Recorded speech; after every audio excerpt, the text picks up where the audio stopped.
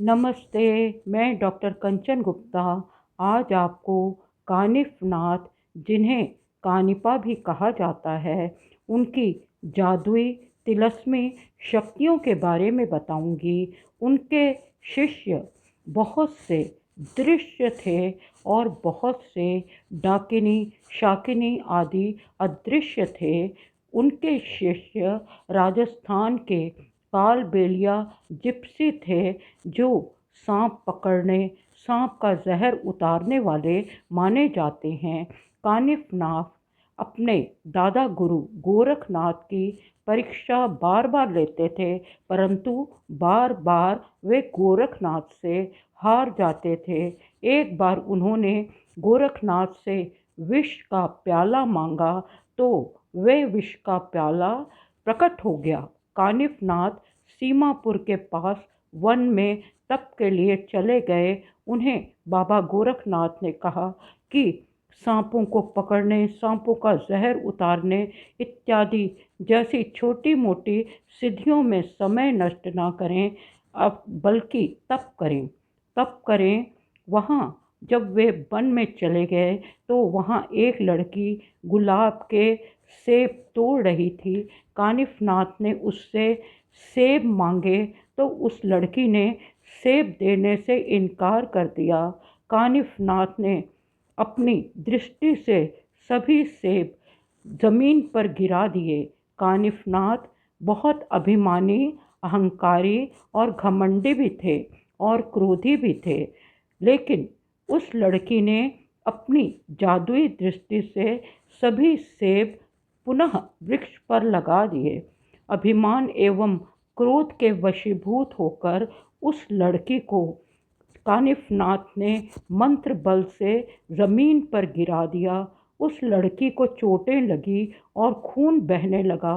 वहाँ लोगों ने इकट्ठा होकर कानिफनाथ को बहुत बुरा भला कहा।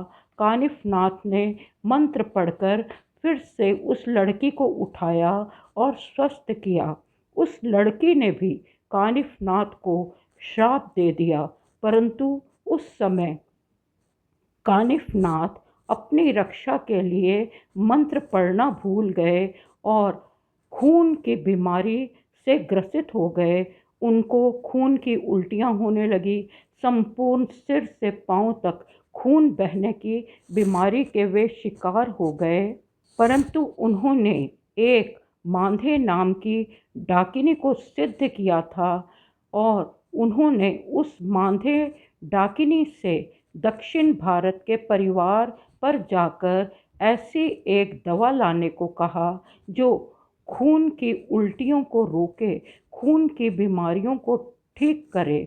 और वे मांधे नाम की डाकिनी पहाड़ी पर जाकर जड़ी बूटी ढूंढने लगी, परंतु वे जो लड़की थी उसने बूढ़ी का रूप धारण किया और मांधे डाकिनी को धोखा दिया और झूठ बोला कि कानिफनाथ मर गया है।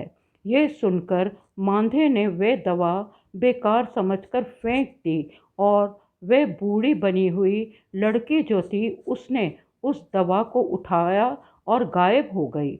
मांधे ने वापस आकर देखा कि कानिफनाथ तो जीवित थे, परंतु खून की उल्टियाँ करते करते वे परम शून्य में विलीन हो गए, मर गए।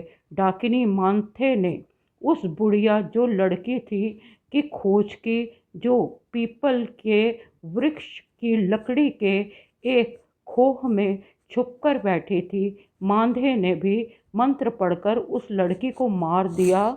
ऐसी थी कानिफनाथ की मायावी दुनिया। आशा करती हूँ कि इन कहानियों को सुनकर आपको इन कहानियों के रस और रोचकता से आनंद आएगा। सभी महान हस्तियों को मेरा नमस्कार।